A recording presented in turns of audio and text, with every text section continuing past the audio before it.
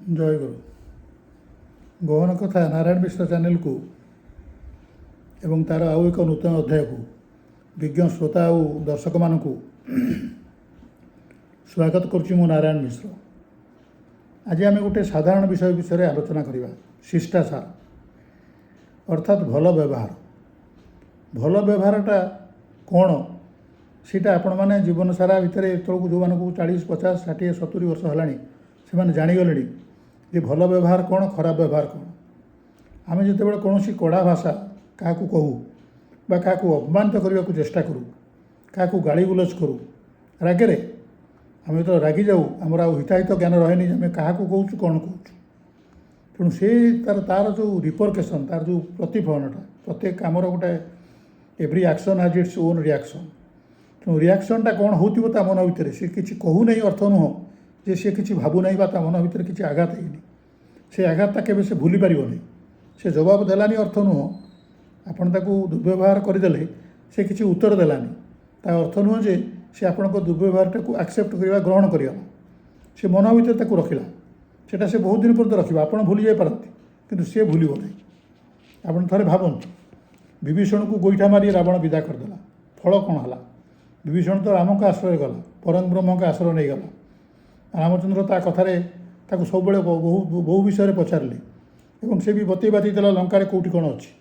आज यदि सुषेण वैद्य आसिक कहला जे लक्षण संज्ञाहीन अवस्था बसती अचेत होती बचाक हेले सूर्यास्त पूर्व संजीवनी दरकार। ये सुषेण कथा किए कही रामचंद्र को सुषेण कथा विभीषण ही कही रावण को कौटी तीर मारे से मर ता नाभि कौन अच्छी एक कथा विभीषण ही बतई किंतु से विभीषण को गोईठा मारी निजर प्रतिष्ठा बल निजर अहंकार जो रावण विदा कर देता नष्ट है रावणर संपूर्ण कूल ध्वंस हो गला। आउ जो महाभारत को जातु विदुर कथा भावतु से धर्मात्मा विदुर कहुए से हूँ धर्मराज निजे जम कौन सी कारण अभिशाप पाई विदुर ही मनीष ही जन्म होते से होती विदुर। तेणु सी धर्मर नीति प्रतिपादन निजे होते अन्य मानू करने को चाहते भली लोक धृतराष्ट्र को पुओ दुर्योधन अपमानित कर विदा करदेला एभली कथा कहला से रही पारे नहीं किंतु विदुर गलापर धृतराष्ट्र वंश नष्ट हो। तेणु खराब कथा कहला बेले गाड़ी गुलज कला बेले रागी गला बेले आम जहाँ को कहूचे सी कौन से आमर कौन हो पाए बड़ हो पाए सान हो पाए किंतु तार जो मन भीतर जो आघातरा सृष्टि है जड़े कि महापुरुष कहते जनक मनरे कथा द्वारा एते कष्ट दियनी जे ता मन भीतर कष्टटा भगवान का निकट में पहुँचीज और जदि पहुँचीगला मन रखि था ये सृष्टि दुर्बल हो पाए स्रष्टा केबे दुर्बल हमें। गोटे छोटिया गप कह गोटे लोक माछ धरिकी चले से 3 दिन है कौन सी माछ पाई नथिला थरे गोटे बड़ माछ पाइला से भाविला ये माछटी मु खाईकरी बिकिकी जहाँ बढ़ बिकिक चलीजी बर्तमान 3-4 दिन चलीजी एति बेले गोटे गुंडा प्रकृतिर लोक आसी पहुँचला जबरदस्ती ताठू माछटा छड़े नहीं गला ये आउ किसी कहलानी कांदी कांदी घर को फेरला कहला गला 3 दिन उपास करी एबे भी आउ के दिन उपास रही ठिकଣା नहीं। से लोकटी डेलार किछि दिन परे ता गोड़े गोटे खंडिया है से खंडियाटी आउ सुखिलानी डाक्तर कहले से आंगुठी कटा हम जोटी खंडियाटी होपर कहले पाद कटाज तेरे पाद कटागला एवं तापर से कहले जे नाई तोर आंठू पर्यंत कटाज से सब खोजिला मने मने भाविला मु कौन पाप करी खोजी खोजी खोजी खोजी से नई पाखे से धीवर पाखे पहुँचला जी धरी माछटी कहला भाई मते कौन अभिशाप देच फेरई नियो मु तुम गोड़तल पड़ुची मोर पाद कटा हो आंठू कटा होगा बसला ना मु तो किसी कहनी तुम्हें जो बलपूर्वक नहीं गल माछटा को मु केवल एतिकी ईश्वर को डाकिली प्रभु मते से बल देखला तू तो बल ताकू देखा एतिकी मु कही किंतु तार फल जे तुम्हें भोगव यही प्रकार भोगव एक कथा मु किए कहवाक भावतु टिके थरे।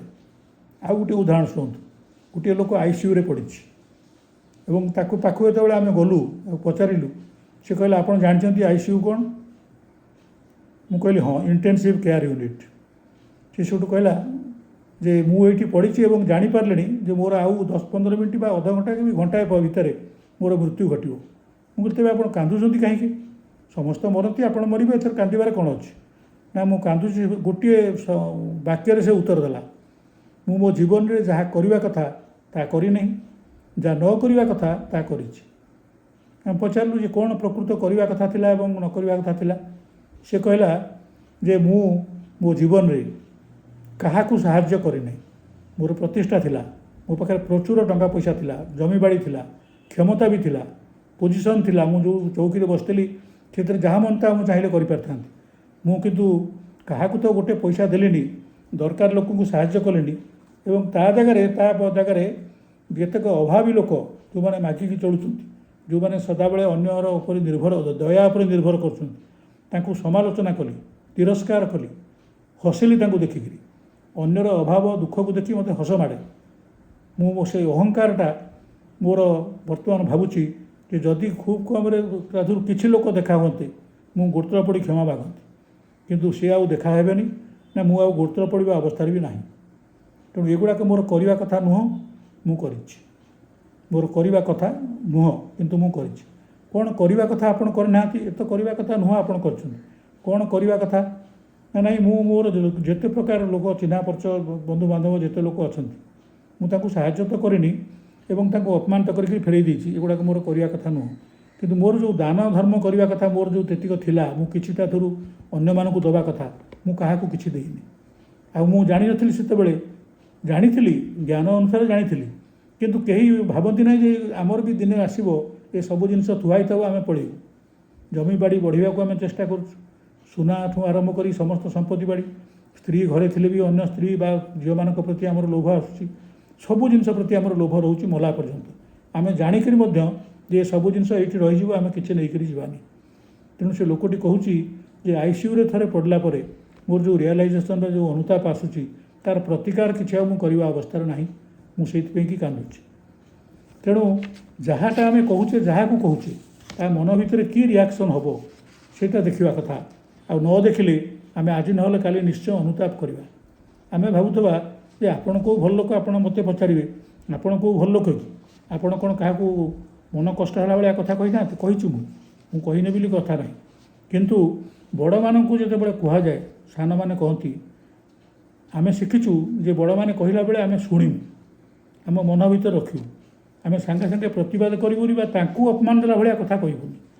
କିନ୍ତୁ ଏବେକା ଯୁଗ ଏମିତି ହେଲାଣି ଯେ ସାନମାନେ ବଡ଼ମାନଙ୍କୁ ଘୃଣ୍ୟ ଚକ୍ଷୁରେ ଦେଖୁଛନ୍ତି ଏବଂ ପ୍ରତି କଥାରେ ପ୍ରତିବାଦ କରୁଛନ୍ତି ଏବଂ ଯେତେବେଳେ କହୁଛନ୍ତି କି କ'ଣ କହୁଛନ୍ତି, କାହାକୁ କହୁଛନ୍ତି, ତାର କିଛି ଠିକଣା ହିଁ ରହୁନି। ଆମ ମନ ଭିତରେ ଗୋଟେ ଆସୁଛି ଯେ ବୋଧହୁଏ ସଂସାରରେ ଆଉ ଭଲ ଲୋକ ନାହାନ୍ତି। ଅତିଥିଙ୍କୁ ଦେଖିଲେ ଆମେ ଯଦି ମନ ଭିତରେ ଆସିବ, ଇଏ କାହିଁକି ଆସିଲା, ଇଏ ସବୁବେଳେ ଆସୁଛି, ଇଏ ବାରମ୍ବାର ଆସୁଛି, ଇଏ ଖାଇ ପିଇ ଯାଉଛି, କି ଏହି ପ୍ରକାର ଜିନିଷ ଯଦି ମନ ଭିତରେ ଅଛି, ଆପଣ ପ୍ରକୃତରେ ଅତିଥି ଚର୍ଚ୍ଚା କରୁନାହାନ୍ତି। ଆପଣ ଗୁଡ଼ିଏ ପ୍ରାରବ୍ଧ କମାଉଛନ୍ତି, ଯାହା ଦଣ୍ଡ ମିଳିବା ପାଇଁ କି ଅନ୍ୟ ଜନ୍ମ ପାଇଁକି ଆପଣ ବାଧ୍ୟ ହୋଇ ଜନ୍ମ ନେବେ। ଆଉ ଥରେ ଯିଏ ଥରେ ଆପଣଙ୍କ ଘରକୁ ଆସିଛି ତାକୁ କିଭଳି ବ୍ୟବହାର ଦେଖାଇବା ଦରକାର। ତେଣୁ ବ୍ୟବହାରଟା ହେଉଛି ବଡ଼ ଜିନିଷ। ଆପଣଙ୍କ ବ୍ୟବହାରରେ ସନ୍ତୁଷ୍ଟ। ଆପଣ ଦେଖିଥିବେ କେତେକ ବଡ଼ ବଡ଼ ଡାକ୍ତର, ସେମାନେ ହସିକିରି ରୋଗୀକି ସ୍ୱାଗତ କରନ୍ତି। ଯେତେବେଳେ ଦେଖୁଥାନ୍ତି ରୋଗୀ, ସେ ହସିକିରି ପଚାରନ୍ତି, କ'ଣ ହେଇଛି ବାପା କୁହ, କ'ଣ ହେଇଛି ତୁମର, ଭଲ ହେଇଯିବ, କିଛି ବ୍ୟସ୍ତ ହୁଅନି। ଆଉ ଅନେକ ଡାକ୍ତର ଅଛନ୍ତି, ତାଙ୍କର କିଛି କେବଳ ପଇସା ପତ୍ର ପ୍ରତି ଲୋଭଟି ଥାଏ। ତେଣୁ ସେ ଲୋକକୁ ପଚାରନ୍ତି, ଆଗ ଆପଣ କ'ଣ କରୁଛନ୍ତି, କି ଚାକିରି କରୁଛନ୍ତି, କେତେ କ'ଣ ରୋଜଗାରଟା ଡାଇରେକ୍ଟ ନ ପଚାରିଲେ ବି ସେଥିରୁ ସେମାନେ ଜାଣିଯାଆନ୍ତି ଏଇ ଲୋକଠୁ ଏଇ ରୋଗ ପାଇଁକି କେତେ ପଇସା ନେଇ ହେବ। ଆପଣ ଜ୍ୟୋତିଷ ହୁଅନ୍ତୁ ବା ଜ୍ୟୋତିଷ ଶାସ୍ତ୍ର ବ୍ୟବସାୟ କରନ୍ତୁ ବା ବାସ୍ତୁଶାସ୍ତ୍ର ବ୍ୟବସାୟ କରନ୍ତୁ ବା ସାଧାରଣ ବ୍ୟବସାୟ ଗୋଟେ ଗ୍ରୋସରୀ ଦୋକାନ କରନ୍ତୁ ବା ଯାହା ବି କରନ୍ତୁ, ବ୍ୟବସାୟ କରନ୍ତୁ ବା ଚାକିରି କରିଥାନ୍ତୁ, ଆପଣଙ୍କ ବ୍ୟବହାର ଯଦି ଭଲ, ତାହେଲେ ଆପଣଙ୍କ ରୋଜଗାରର କିଛି ସୀମା ରହିବନି। ଆଉ ରୋଜଗାର ଯାହା ହଉ ନ ହଉ, ମାନସିକ ଶାନ୍ତି ଆପଣ ମୋଟେ ପାଇବେନି ଯଦି ଆପଣ ବ୍ୟବହାର ଖରାପ କରୁଛନ୍ତି। ଆମ ମନ ଭିତରେ ଆସୁଛି ବୋଧ ହୁଏ ଆଉ ସଂସାରରେ ଭଲ ଲୋକ ନାହାନ୍ତି। ମୁଁ ଦୁଇ ଚାରିଟି ଉଦାହରଣ ଦେବି। ପୁନେରେ ଜଣେ ଲୋକ ଅଛନ୍ତି, ଡକ୍ଟର ଗଣେଶ ନାଗ ବୋଲି। ସିଏ ଛୋଟ, ଯେହେତୁ ଝିଅମାନଙ୍କୁ ସବୁ ଘୃଣା କରୁଛନ୍ତି, ସେ ଝିଅ ପିଲା ଜନ୍ମ ନେଲେ ତା ପାଇଁ କିଛି ଚାର୍ଜ କରନ୍ତି ନାହିଁ। ତାଙ୍କ ନିଜ ହସ୍ପିଟାଲରେ ଝିଅ ପିଲାକୁ ଧରନ୍ତି, ଗେଲ କରନ୍ତି। ଜନ୍ମ ହେଲା ଖେଳି ପୁଅ ପିଲା ଜନ୍ମ ହୁଏ, ସେ ପଇସା ନିଅନ୍ତି। ଝିଅ ପିଲା ଜନ୍ମ ହୋଇକି ସେ ପଇସା ନିଅନ୍ତିନି, ଯାହାକୁ ତାଙ୍କ ହସ୍ପିଟାଲରେ ଯେଉଁ ଝିଅମାନେ ଜନ୍ମ ହୁଅନ୍ତି। ଆଉ ସେ 2000ରୁ ଅଧିକ ଝିଅକୁ ଏଇଭଳି ଜନ୍ମ ଦେଇକରି ତାଙ୍କଠୁ ମାନେ ଅପରେସନ୍ କରି ଜନ୍ମ କରନ୍ତୁ ବା ନର୍ମାଲ ୱେରେ କରନ୍ତୁ, ସେ ଗୋଟିଏ ଝିଅ ପିଲା ହେଲା ଗୋଟେ ପଇସା ଚାର୍ଜ ନେବେନି। ଡକ୍ଟର ଗଣେଶ ନାଗ ବୋଲିକିରି ସେ ଅଛନ୍ତି ପୁନେରେ। ସେମିତି ତାମିଲନାଡ଼ୁରେ ଜଣେ ଅଛି ବୁଢ଼ୀ, ତା ନାଁ ହେଉଛି କମଳାନାଥନ ନା କ'ଣ। से इडली करी आज पर्यंत प्रतिदिन प्राय 200 ରୁ 300 पर्यंत इडली कर इडली गोटे टंका टिके बिके इडली एक्चुअली 50 पैसा टंका टाकू आरंभ होकर आसिक 4 टंका 5 टंकार पहुँचला किंतु सी टंका टिकू आज पर्यंत बढ़ी ना कहवा कथा कि बहु लोक ये आसी जमा होती जो मैंने कि किनीपारे ना 5 टंका हेले 4 टंका हेले 2-4टा खाईपारे किनीपारे कि 4-5टा किनीपारे मुझे टंकाटे लेखा कर पेट पूरेक अनेक गरीब लोक साधारण लोक छात्र छात्री एम सब खाई जाऊँ मत खुशी लगुच जे मु प्रतिदिन 200-300 लोक खुशी करुँच सबुदिन ये हेले तमिलनाडु बॉम्बे जड़े अच्छा दादाराव बोली तांकर काम है जे रास्त गला बेले जो थे से गोटे खाले पड़ जाते साइकल सहित सेठू उठा पर सी बर्तमान गाड़ी कले बहुत बड़ ऊपर स्तर गले किंतु गोटे कम से कर चलती जो पाथ होल देखिए रास्तार कौटी गाड़ देखिए से गोड़ी सीमेंट किसी गोड़ी से पकईदेवे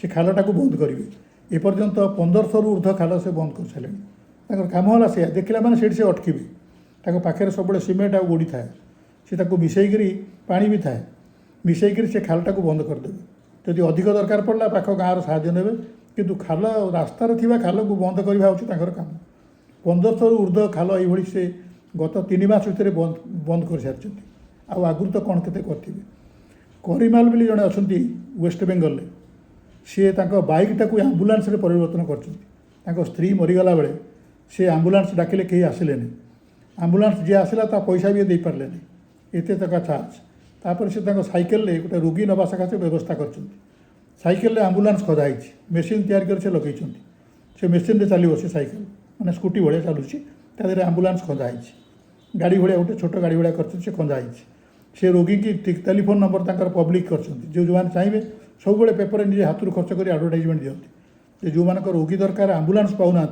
मत टेलीफोन करूँ मुझे आप रोगी की गर्भवती स्त्री की रोगे छटपट होते लोक नहीं हस्पिटाल पहुँचेदेवी ये हेले वेस्ट बेंगल आउ जड़े अच्छा कर्णाटक गिरीश भरद्वाज बोली तांकर काम है जे सी जो नई रे पिला माने सब पशिकी जाऊँच स्कूल को सरकार किसी करूना हजार हजार कोटी खर्च कर आप देखिए प्रतिथर प्रतिदिन प्राय टीवी देखा जे वर्षारे पानी भितर नई भितर पशि पिला माने स्कूल को जाऊँ तेणु सी कौन करती निजे गात खोड़ी लोक लगे कंट्राक्टर को पैसा दे ताऊपर बाउंश ब्रिज तैयारी कर काठ आ बाउंशर ब्रिज तैयारी कर सस्पेंशन ये तैयारी कले 760 ରୁ ऊर्ध्व 765 ना केतरा ब्रिज तैयारी से कर सारे काम है जो टीवी से देखिए जे कौटी पिला जापर ना से होती गिरीश भरद्वाज कर्णाटक तेणु आप भावे जे भल लोक कहीं नहांती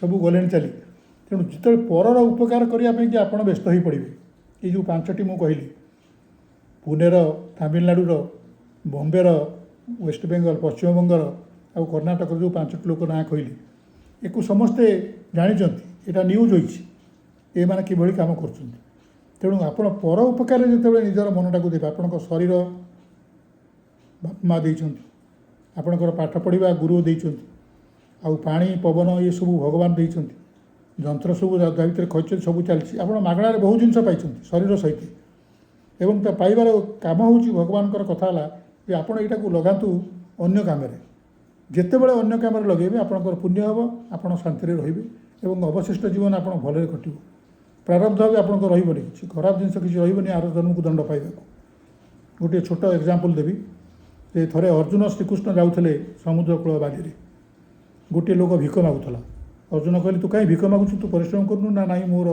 टे गोड़े असुविधा अच्छी मु परिश्रम करें तेणु मुझे भिक मागी चलुची अर्जुन से गोटे पाचियारे गोटे जगार पुलाए सुना मोहर देले प्राय 20-25टा खंडे कहले सुना मोहर नहीं जा आपको बिक्री तू चलू आ तोर अभाव किसी हेनी से अति आनंद आसला किंतु ता परदिन पुणी श्रीकृष्ण अर्जुन गला बेलू देखिले से लोकटी बस भिक मागुची कहले ते काटी देती सुना मोहर ना आज्ञा बाटू जन छड़े नहीं गला ठीक अच्छे मुझे अर्जुन कहले मुझे बर्तमान हीरार मोहर केतरा दूसरी अल्प किसी हीरा मोहर देले प्राय 10-15टा खंडे कहले एथेर तू सारा जीवन चली पार से नहीं गला ताकू भी सेमती हाथ किए छड़े नहीं गले ता परदिन पुणी जो से देखिले भिक मागुची तो अर्जुन किसी कहवा पूर्व श्रीकृष्ण कथा को गोटे सुना मोहर देले कहले ये नहीं से सब नहीं गला ତାପରେ ଶ୍ରୀକୃଷ୍ଣ ଅର୍ଜୁନ କୁଆଡ଼େ ଗଲେ ଚାଲି, ସେ ଲୋକଟି ସୁନା ମୋହର ନେଇ ଯାଉଛି, ଦେଖିଲା ଜଣେ ମାଛ ଧରୁଛି। ତା ଦେହରୁ ସବୁ ମାଛ ପ୍ରାୟ ମରିଯାଇଛନ୍ତି, ଭଳିଆ ଅଛନ୍ତି ଅବସ୍ଥାରେ। ଗୋଟିଏ ମାଛ ହଠାତ୍ ଜିଇଲା ଭଳିଆ ଛଟପଟ ହେଉଛି। କହିଲେ ଏ ମାଛଟି କେତେ? ନା ଗୋଟିଏ ମୋହର ଦେଲେ ମୁଁ ଦେଇଦେବି, ଏଇଟା ଭଲ ସାଇଜ୍ ଅଛି ଏବଂ ସେ କିଛି ସମୟ ପରେ ମରିଯିବ। ଏ ସୁନା ମୋହରଟି ଦେଇ କିଣିଲେ ଏବଂ ସେ ମାଛଟିକି ଏ ବାବୁ ଛାଡ଼ିଦେଲେ, ଯିଏ ବିକ ମାଗୁଥିଲେ। ଗୋଟିଏ ମୋହର ଯିଏ ଆଣିଛି ଶ୍ରୀକୃଷ୍ଣଙ୍କ ଠାରୁ, ସେ ମାଛଟିକି ନଈରେ ଛାଡ଼ିଦେଲେ। ସେ ମାଛଟି ଆନନ୍ଦରେ ପହଁରି ପଡ଼ିଗଲା, ବଞ୍ଚିଗଲା। ସେଇ ମୁହୂର୍ତ୍ତ ପରେ ସେ ଯେଉଁ ଲୋକ ସୁନା ମୋହର, ସେ ଖାଲି ପାଇଗଲି, ମୋର ଯିଏ ଯାହାକୁ କ୍ଷତି ପହଞ୍ଚାଉଥିଲା ତାକୁ ମୁଁ ପାଇଗଲି, ତାକୁ ମୁଁ ଭଲ କରିଦେଲି, ତାକୁ ବର୍ତ୍ତମାନ ବାଟକୁ ଘିନି ଆସିଲି। ଏମିତି ବାଟରେ ଗୁଣୁଗୁଣ ହେଇକି ଯାଉଥାଏ। ଯେଉଁ ସେ ଲୋକ ଯିଏ ସୁନା ମୋହର ନେଇଥିଲେ ଆଉ ଯିଏ ହୀରା ନେଇଥିଲେ, ସେମାନେ ତା'ର ବାଟରେ ଦେଖା ହେବା ଶ୍ରୀକୃଷ୍ଣଙ୍କ ଲୀଳା ହେଇପାରେ, କିନ୍ତୁ ସେମାନେ ତାକୁ ପୁଣି ତା ଜିନିଷ ସବୁ ଫେରାଇ ଦେଲେ। ସେ ସାରା ଜୀବନ ଶାନ୍ତିରେ ରହିଲା। ମାନେ ତା'ର ଭଗବାନ ଶ୍ରୀକୃଷ୍ଣ କହିଲେ ଦେଖ, ଯେତେବେଳେ ସେ ଅନ୍ୟର ଉପକାର କଥା ଚିନ୍ତା କଲା, ଯେତେବେଳେ ନିଜ କଥା ଭାବୁଥିଲା, ମୁଁ ଏତେ ସୁନା ମୋହର ପାଇଲାଣି ଆନନ୍ଦରେ ରହିବି, ମୁଁ ଏତେ ହୀରା ମୋହର ପାଇଲାଣି ଆନନ୍ଦରେ ରହିବି, ତା'ର କିଛି ହେଉନଥିଲା। ଯେତେବେଳେ ସେ ସୁନା ମୋହରଟି ଦେଇ ମାଛଟି କିଣିକିରି ନଈରେ ଛାଡ଼ିଦେଲା, ତା ଜୀବନ ବଞ୍ଚିବାକୁ ଚେଷ୍ଟା କଲା, ତାପରଠୁ ତା ଜୀବନ ବଦଳିଗଲା, ସେ ଶାନ୍ତିରେ ଜୀବନ ଆରମ୍ଭ କଲା। ତେଣୁ ଆମେ ଯେଉଁ ଅନ୍ୟମାନଙ୍କୁ ବ୍ୟବହାର ଦେଖାଉଛି, ମୁଁ ଆଉ ଥରେ କହୁଛି, ଏଭଳି ବ୍ୟବହାର ଖରାପ କରିବା ଉଚିତ ନୁହଁ। ଯେ ଯେଉଁଥିରେ ଅନ୍ୟ ଲୋକର ଯାହା ପ୍ରତି ଖରାପ ବ୍ୟବହାର ଦେଖାଉଛି, ତା ଦୁଃଖଟା ଭଗବାନଙ୍କ ପାଖରେ ପହଞ୍ଚିବ। ଏ ସୃଷ୍ଟି ଦୁର୍ବଳ ହୋଇପାରେ, ସୃଷ୍ଟିକର୍ତ୍ତା ଦୁର୍ବଳ କେବେ ନୁହନ୍ତି। ତେଣୁ ସିଏ ଦଣ୍ଡ ଦେବା ପୂର୍ବରୁ ଆମେ 50 ଥର ଭାବିବା ଯେ ଆମେ ରାଗିକିରି ଯାହାକୁ କହୁଛେ, ସାନ ହେଉ ବଡ଼ ହେଉ, ତା ମନରେ କିଛି ଖରାପ ପ୍ରଭାବ ତାକୁ କିଛି ବାଧୁନି ତ? ଯଦି ବାଧୁଛି ଆମେ ଅନୁତାପ କରିବା ଦରକାର ଏବଂ ସେଥିପାଇଁ ଭୁଲ ମାଗିବା ଦରକାର। କ୍ଷମା ମାଗିବାଟା ହିଁ ସବୁଠୁ ବଡ଼ ଗୁଣ। ଭୁଲ ତ ସମସ୍ତେ କରିବେ, ଭୁଲ କରିବୁ ନାହିଁ ବୋଲି ପ୍ରତିଜ୍ଞା କଲେ ବି ଭୁଲ ହେବ, କିନ୍ତୁ ଭୁଲ କଲା ପରେ କ୍ଷମା ମାଗିବା ଗୁଣଟା ଯାହା ପାଖରେ ଥିବ, ତାକୁ କେହି ଆଉ ଖରାପ ବୋଲି କେବେ କହିବେନି। ନନ୍ଦକିଶୋର ବଳ ଲେଖିଛନ୍ତି ତାଙ୍କ ଲେଖାରେ, କ୍ଷମା କଲେ ଝିଅ ଦେବଯାନୀକି ବୁଝାଉଛନ୍ତି, ଶୁକ୍ରାଚାର୍ଯ୍ୟ ବୁଝାଉଛନ୍ତି ଦେବଯାନୀକି। କ୍ଷମା କଲେ ଶର୍ମିଷ୍ଠା କାବ୍ୟରେ, କ୍ଷମା କଲେ ଝିଅ କ୍ଷମା ତ ମିଳଇ, କ୍ଷମାର ନଥାଏ ଅନ୍ତ, କ୍ଷମା ଦାତା କ୍ଷମା ଗ୍ରହିତା ଏ ଦୁହେଁ ଏ ସଂସାରେ ଭାଗ୍ୟବନ୍ତ। ତେଣୁ ଭୁଲ କରିବା ସ୍ୱାଭାବିକ। ଆମେ ଭୁଲ କରୁଛେ, ଆପଣ କରୁଛନ୍ତି, ମୁଁ କରୁଛି, ସମସ୍ତେ କରୁଛି। କିନ୍ତୁ ଯାହା ନିକଟରେ ଭୁଲ କରାଯାଏ, ଯାହାକୁ ବାଧିଲା ଭଳିଆ କଥା କୁହାଯାଇଛି, ସମୟ ବିଳମ୍ବ ନ କରି, କାଳ ବିଳମ୍ବ ନ କରି ତା ପାଖରେ ଭୁଲ ମାଗିବା ଦରକାର। ସେ ଯଦି କ୍ଷମା କରିଦେଲେ, ତାହେଲେ ଆପଣ କ୍ଷମା ପାଇଲେ। ତାଙ୍କର ବଡ଼ ଗୁଣ ଯେ ସେ କ୍ଷମା କଲେ, ଆପଣଙ୍କର ଭାଗ୍ୟ ଭଲ ଯେ ଆପଣ କ୍ଷମା ପାଇଗଲେ। ତେଣୁ ଏହିସବୁ ଜିନିଷକୁ ମନ ଭିତରେ ରଖି ଟିକେ ବ୍ୟବହାର କାହା ସହିତ ଖରାପ କରିବା ପୂର୍ବରୁ 50 ଥର ଭାବିବା ଦରକାର। ନହେଲେ ଦଣ୍ଡଟା ସମ୍ଭାଳି ହେବନି। ଅନ୍ୟମାନଙ୍କ ଦଣ୍ଡ ସମ୍ଭାଳି ହେବ, କିନ୍ତୁ ନ୍ୟାୟାଧୀଶଙ୍କ ଦଣ୍ଡ ସମ୍ଭାଳିବା ମୁସ୍କିଲ, ଅସମ୍ଭବ। ଆଜି ପାଇଁ ଏତିକି। ଯଦି ଚ୍ୟାନେଲଟି ଭଲ ଲାଗେ, ଅଧ୍ୟାୟଟି ଭଲ ଲାଗିଲା, ତାହେଲେ ନିଶ୍ଚୟ ସାଙ୍ଗମାନଙ୍କ ସହିତ ସେୟାର କରିବେ ହ୍ୱାଟ୍ସଆପ୍ରେ। ଆଉ ଚ୍ୟାନେଲ ଗହନ କଥା ନାରାୟଣ ମିଶ୍ର ଚ୍ୟାନେଲଟିକୁ ନିଶ୍ଚୟ ସବସ୍କ୍ରାଇବ୍ କରିବେ। ରହିଲି, ନମସ୍କାର।